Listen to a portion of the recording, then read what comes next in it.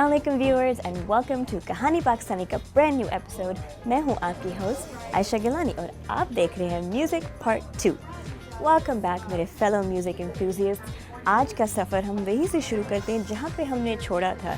मुझे पता है कि आपको भी मेरी तरह पाकिस्तान और अमेरिका में रहने वाले म्यूजिशियंस और उनकी स्टोरी सुनकर बहुत मज़ा आता है। वैसे सच ये है कि पूरी ज़िंदगी मेरी ख्वाहिश थी कि मैं भी एक म्यूज़िशियन बनूं, मगर ये नहीं हो सकता। अरे यार कोई बात नहीं है, मैंने तो इससे अच्छा काम किया कि हर हफ्ते मैं आपके साथ मुलाकात कर सकती हूँ। Anyway, I'm gonna stop wasting time क्योंकि हमारी नेक्स्ट स्टोरी हमें बुला रही है। So, let's get started. I'm gonna look into the mic. Camera. Check one. You're watching Kahani Pakistani. This is Aisha Gilani. This mess ain't purani. Man, I really need some tanda pani. Huh? What do you think? I could make a living doing this, huh? Actually, बहुत सारे मुस्लिम नौजवान मौसीकार हैं जो Islamic themes पर गाने लिखते हैं और USA में ऐसे ही लोगों के दिल जीत रहे हैं। एक ऐसे ही मुस्लिम रैपर हैं जिनका नाम है मो साबरी और उन्हें काफ़ी पॉपुलर सॉन्ग लिखा था जो हज़रत ईसा पे था। We got a chance to catch up with him at one of his performances in Washington, D.C. और उनसे पूछा about his career that's taken off and is out of control. Let's go take a look.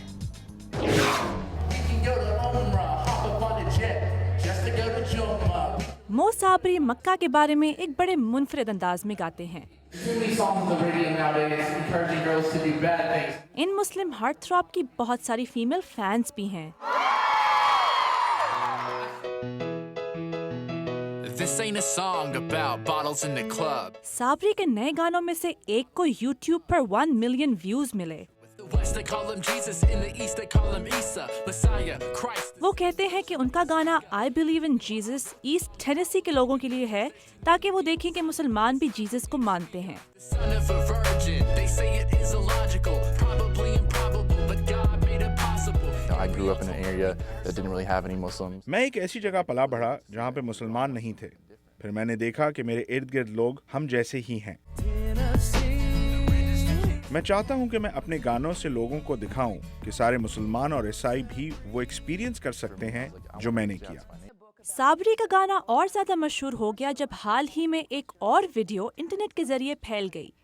उस video में fox news की host Lauren green कहती हैं कि Jesus के ऊपर किताब लिखने वाले मुस्लिम ऑथर अपने मजहब की वजह से बायस्ड हैं। You're a Muslim, so why did you write a book about the founder of Christianity? Sabri कहते हैं कि मुसलमान जीसस को अल्लाह का बेटा तो नहीं मानते मगर उनको पैगंबर जरूर समझते हैं। There's so much misinformation about Muslims. आजकल मुसलमानों के बारे में गलत खबरें फैली हुई हैं। ये सोचना मुसलमान जीसस के बारे में बात या उनका एहतराम नहीं कर सकते बिल्कुल गलत है और मैं ये सोच बदलना चाहता हूँ। Why does our religion always have to cause division? In reality, we're all more Similar than different. साबरी Hasidic reggae artist Matisyahu से इंस्पायर्ड हैं जिन्होंने ज्यूइश थीम्स पर गाने गाकर खूब शोहरत हासिल की। I just liked how he always had. मुझे अच्छा लगा कि मातीस याहू कभी भी मौसीकी लिखने के प्रेशर में नहीं आए और उनका अंदाज बहुत मुख्तलिफ रहा। उनके गाने बड़े अपलिफ्टिंग और स्पिरिचुअल थे। It's really nice to be a role model. मुझे बच्चों, नौजवानों और बड़ों के लिए एक रोल मॉडल बनना अच्छा लगता है क्योंकि ज्यादा लोग मेरे जैसा काम नहीं कर रहे हैं। पॉप कल्चर से कुछ अलग पेश करने से साबरी वो काम कर रहे हैं जो क्रिश्चियन रॉक म्यूजिशियन सालों से करते आ रहे हैं। साबरी ये प्रूफ कर रहे हैं कि ये सब कुछ उनके मजहब में भी मुमकिन है।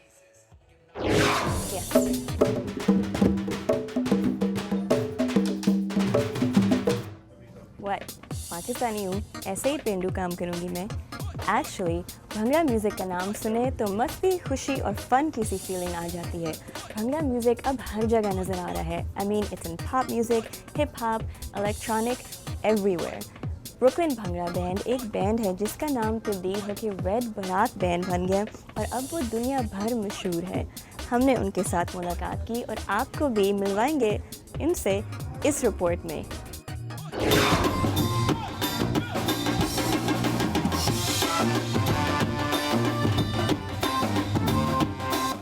ये है रेड बारात जो इस साल न्यूयॉर्क में हडसन रिवर पर होने वाले क्लियर वाटर फेस्टिवल में परफॉर्म कर रहे हैं। ये ढोल और शहनाइयों के साथ ऐसा म्यूजिक बजाते हैं कि लोग नाच उठते हैं। इस बैंड के लीडर सनी जैन एक इंडियन अमेरिकन हैं। वो न सिर्फ गाते हैं बल्कि ढोल भी बजाते हैं। इससे पहले जैन एक जैज ड्रमर थे। इनको ढोल से तब मोहब्बत हो गई जब इनका इंडिया जाना हुआ। ढोल की एनर्जी मेरे लिए बिल्कुल मुख्तलिफ थी। आप इसको कंधे पर लटका कर एक जगह बैठने की बजाय चल फिर कर बजा सकते हैं और ढोल की आवाज़ भी बहुत ऊंची होती है। रेड बारात का आगाज़ सन 2008 में हुआ। तब से लेकर अब तक इनकी मकबूलियत में इतना इजाफा हुआ है कि ये मुफ्त कॉन्सर्ट्स करने के बजाय म्यूजिक फेस्टिवल्स में परफॉर्म करते हैं और पिछले साल व्हाइट हाउस में भी परफॉर्म कर चुके हैं।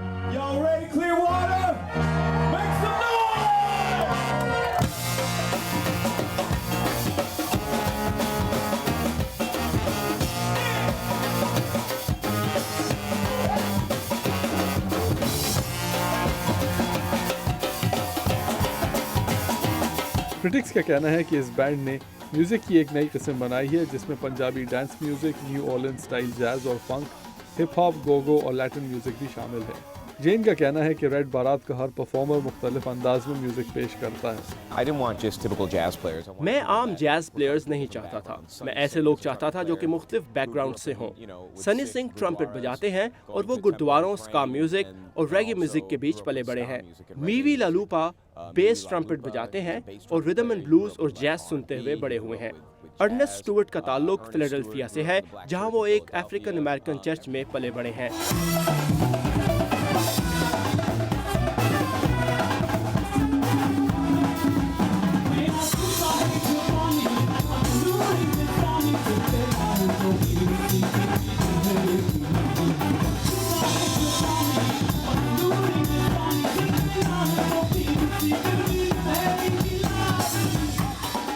सनी जैन कहते हैं कि रेड बारात के म्यूजिक भंगड़े से तो ज़रूर इंस्पायर्ड है, मगर असल में ब्रुकलिन जैसा है, क्योंकि इस म्यूजिक में उनकी अपनी डबल इंडियन अमेरिकन आइडेंटिटी की झलक आती है और साथ ही साथ आजकल के ऑडियंस के बदलते हुए टेस्ट्स की, जो एक ऐसा म्यूजिक पसंद करते हैं जिसकी कोई बाउंड्री ना हो।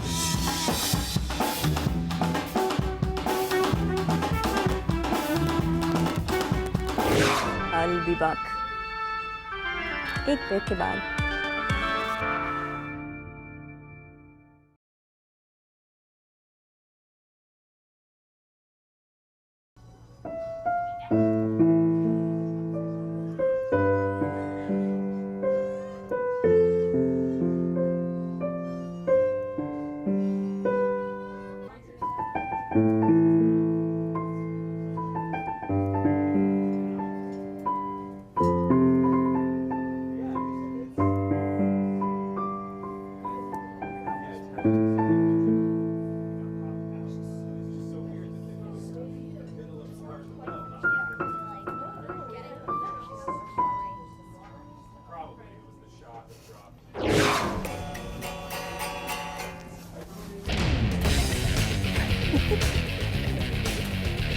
इस बात में तो कोई शक नहीं कि पाकिस्तान में एक से एक बढ़कर म्यूजिशियन है, लेकिन रिसेंट दिनों में म्यूजिशियंस की क्रिएशंस में थोड़ी सी कमी आ रही है किसी भी जानर में। हम इस्लामाबाद में ऐसे म्यूजिशियन से मिले जो अपनी मार्केट में ब्रेक का इंतज़ार कर रहे हैं और उनके साथ बात की about the hurdles they face, कि वो क्या मुश्किलात फेस करते हैं। आइए आपको भी मिलवाते हैं। पाकिस्तान के दूसरे शहरों की तरह इस्लामाबाद में भी म्यूजिक इंडस्ट्री परवान चढ़ रही है और हर गुजरते दिन के साथ इसकी मकबूलियत में भी इजाफा हो रहा है, लेकिन इसके बावजूद इसे चंद मसाइल का भी सामना है। खर्ज बैंड को म्यूजिक इंडस्ट्री में कदम रखे 9 बरस हो चुके हैं। इनके मुताबिक पाकिस्तानी म्यूजिक इंडस्ट्री में पहले जैसी बात नहीं रही। म्यूजिक को पेशे के तौर पर अपनाना मुश्किल हो गया है। कॉन्सर्ट आते हैं तो ऑर्गेनाइजर्स कहते हैं कि सारे पैसे मेरी जेब में आ जाए। अब आर्टिस्ट भी आ जाए, कॉन्सर्ट भी हो, अच्छा आर्टिस्ट चाहिए उन्हें, अच्छा कॉन्सर्ट उन्हें चाहिए, लेकिन they don't want to pay। अतर अब्बास इस्लामाबाद से ताल्लुक रखने वाले एक उभरते हुए गुलकार हैं। ये क्या हुआ कहना न था पर कह दिया। उनका कहना है कि म्यूजिक इंडस्ट्री में मौके मौजूद हैं, मसला सिर्फ अपने आप को मनवाने का है। होते रहते हैं कॉन्सर्ट्स और बस वही बात है कि अपने आप को मनवाने वाली बात है, अपने आप को मनवाएं और आके प्लेटफॉर्म से परफॉर्म करें। नसीर और शहाब ने म्यूजिक इंडस्ट्री में पश्तो राग म्यूजिक का एक नया इजाफा किया है। इनका गाना पश्तून यम काफी मकबूल हो रहा है, जिसमें उन्होंने पाकिस्तान का मुस्बत पहलू पेश करने की कोशिश की है।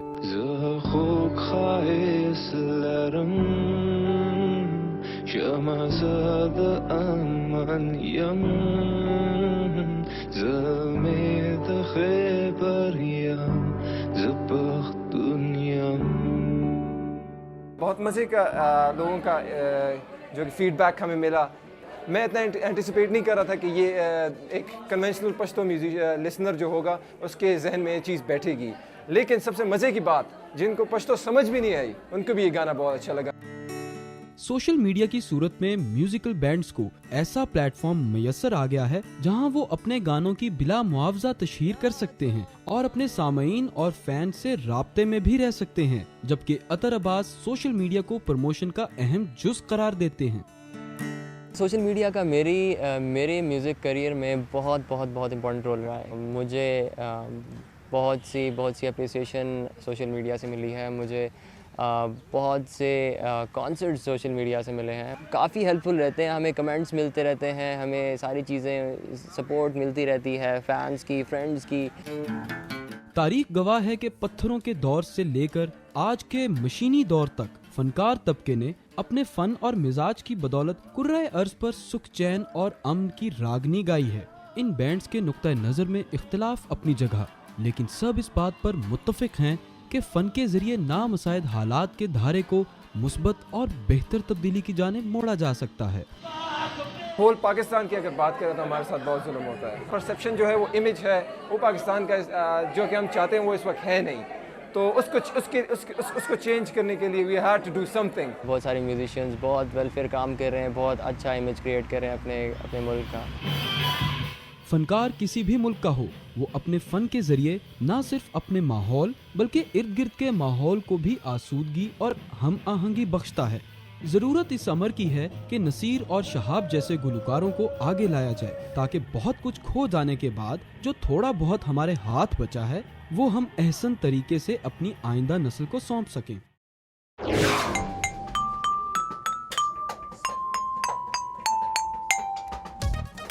आप लोगों ने तो सुना होगा टेबल बजाने से क्या हो गया, लेकिन लगता है इन लोगों ने इस बात को लिटरली ले लिया। मेरी बात यकीन में नहीं आ रही। आई स्वेयर ये एक अनोखा म्यूजिक बैंड है जिसका इंस्ट्रूमेंट एक टेबल है। अभी भी you don't believe me? What I lie to you? Come on, मैं आपको दिखाती हूँ, देखिए जरा। ये साउंड्स और music video Polish ensemble Karbido की हैं। इनका इंस्ट्रूमेंट एक मामूली मेज की तरह लगता है जो कि मेपल प्लैंक्स से बना हुआ है, मगर ये इंस्ट्रूमेंट्स काफी कॉम्प्लेक्स है, जिसके अंदर माइक्रोफोन्स, फ्लूट्स और स्ट्रिंग्स लगे हुए हैं और जिसको 4 टैलेंटेड आर्टिस्ट और उनके ऑडियो टेक्नीशियंस मिलके बजाते हैं। मिहाल लिथविनिक, जो कि एक टेबलिस्ट हैं, कहते हैं कि ये टेबल राजों से भरा हुआ है। We have some kind of bass guitar. हमारे पास एक गिटार, सितार, 2 स्ट्रिंग्स वाला बेस गिटार और एक ऑस्ट्रेलियन डिजेरिडू है जो यहाँ पर है, और टेबल की टांगों में फ्लूट्स हैं और नीचे स्ट्रिंग्स।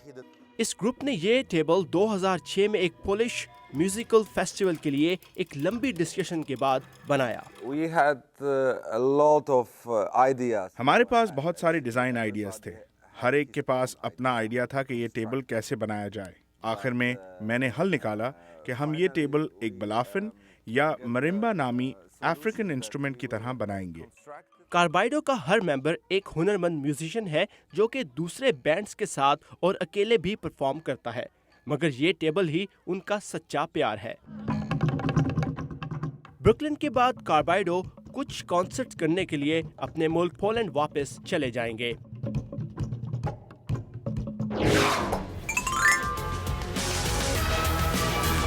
हम मिलते हैं एक ब्रेक के बाद।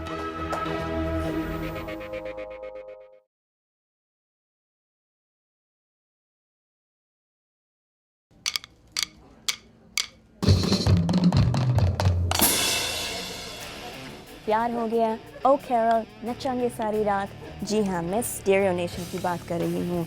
इस बैंड ने ये और बहुत और गाने गाए थे that were my favorites. Early to mid 2000s में Taz और बैंड मेंबर्स एक एक्सप्लोजन की तरह म्यूज़िक सीन में छा गए और फिर वो हम सब से गायब हो गए। लेकिन हाल ही में मुझे पता चला कि वो LA में आए हुए थे। अमेरिका में one of my favorite singers are here और मैं उनको ना ढूंढूं ये तो हो ही नहीं सकता। तो मैं उनसे मिली और मैं आपको भी उनसे मिलवाऊंगी और हम उनसे पूछेंगे कि वो हैं कहाँ।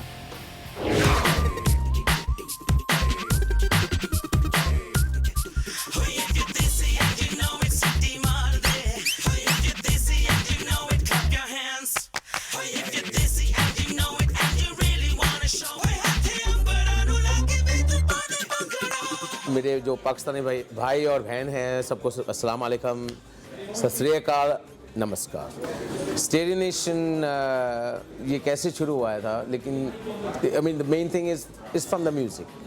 दिस म्यूज़िक फ्यूजन का म्यूज़िक जो मैंने पायनियर किया फ्रॉम 1987 जब मैं बचपन का मतलब छोटा था और मेरी एक ख्वाहिश थी कि म्यूज़िक कुछ अलग बनाना है, something different I want to do, कुछ ज़बरदस्त चीज़ पेश करनी है जो आज तक नहीं पेश की गई। सो आई क्रिएटेड अ फ्यूजन।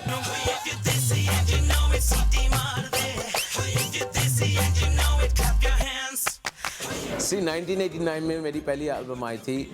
उस वक्त मेरा जो आर्टिस्ट नाम था जॉनी जी था। तो एक्चुअली वैसे तो मोस्टली आज तक भी फैंस जो मेरे फैंस हैं जॉनी जी से मेरे को आज तक भी पुकारते हैं। But my name change as an artist came in 96-97 जब मैंने वो 94 में लाल लाल बुल्लियाँ हमने एक गाना किया था जो बॉलीवुड में प्लेजराइज हो गया, मतलब पिक्चर में चुराया गया, फिल्म थी मोहब्बत। तो उस टाइम से मेरा मतलब वो बड़ा ब्रेक था मेरे के लिए वर्ल्ड वाइड। तो for me personally pioneering a fusion sound जो आर्टिस्ट मतलब मेरे लिए बहुत बड़ी गल है जो एक नया साउंड में लेके आया था, fusing not only music east and west but also Swahili, Urdu, Hindi, English, एक मतलब बिल्कुल एक कॉकटेल या खिचड़ी या मसाला जो भी you can say it what it is, because I believe that music was not something that had boundaries. That's how my unique sound came about to be. And मतलब खुशकिस्मत मैं हूँ जो मेरे फैंस ने मतलब सब ने वो पसंद किया। Actually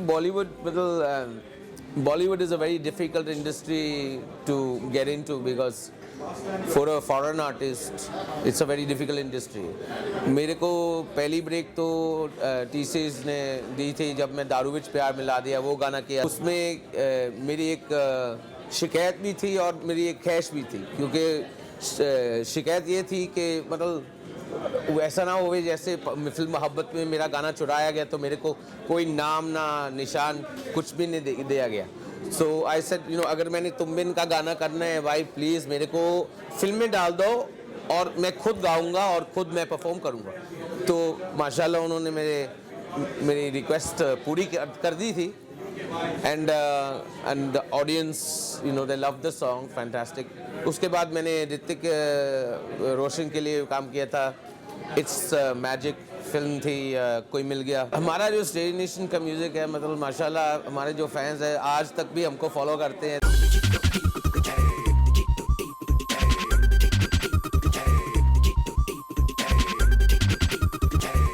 फैंस जो होते हैं ना मतलब are the most important thing in any artist's life. So for me, it's very important to be selective about what you're releasing. Very important. So, I mean, in today's time, what Bollywood is embracing, Hollywood is embracing Bollywood, and बीच में वो pop artists भी आते हैं। असलियत ये है कि मतलब be it Bollywood or be it Hollywood, music is always influenced by pop music. Popular music, and popular music is what we do, and that's what I love about it.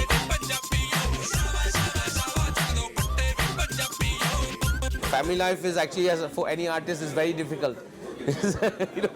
कहते होंगे मेरे डैडी उन्हें कहते होंगे ना घर जोगा ना घाट जोगा, क्योंकि ऐसे ਜਿਹੜੇ आर्टिस्ट लोग हैं ना कि मतलब किन्ने दिन तुसी फैमिली दे नाल गुजार सकते हैं, मतलब किन्ने दिन तुसी बाहर रहंदे हो, मतलब वो बहुत we are like gypsies. It's a very difficult line and very difficult field as a family man. पर मतलब ये भी बात है, थोड़ा बैलेंस भी करना पड़ता है ना, बच्चों के लिए, बीवी के लिए।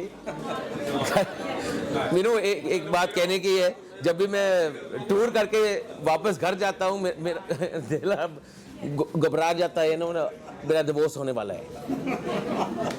थैंक गॉड अभी तक नहीं हुआ है, ना होने वाला है। थैंक पाकिस्तान में Fakir is very good. There's so many artists, yeah. There's Ali Zafar, who is amazing, also now an actor as well. So there's amazing, Hadika Kiani is fantastic. There's so many artists there. Actually, Pakistani log hai na, aam log, unko music aati hai. They love music and they passionately listen to music. And मतलब हर महीने चक्कर लगता उत्थे पाकिस्तान, हर महीने जाते असी तो सानू इन्ना पता पे अपने जिहड़े फैंस वहाँ पे है ना, मतलब they go crazy when I go there and perform.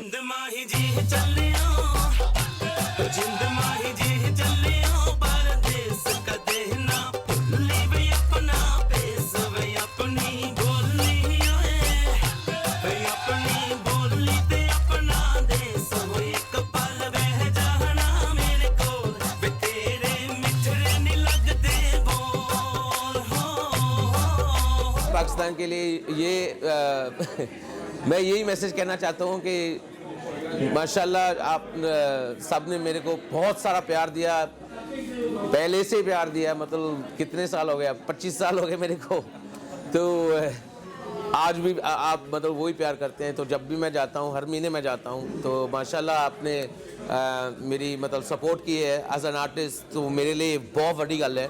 Thank you Asha Gilani for having me on Kahani Pakistani. This is Taz of Stereo Nation.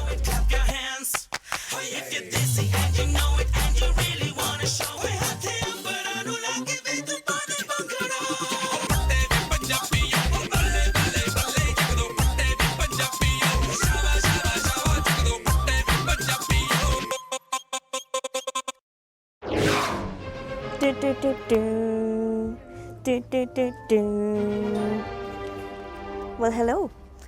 आज का वक्त हमारा अब ख़त्म हो चुका है, बट आई होप कि आपने भी मेरी तरह इंजॉय किया द म्यूजिशियंस और उनकी कहानियाँ।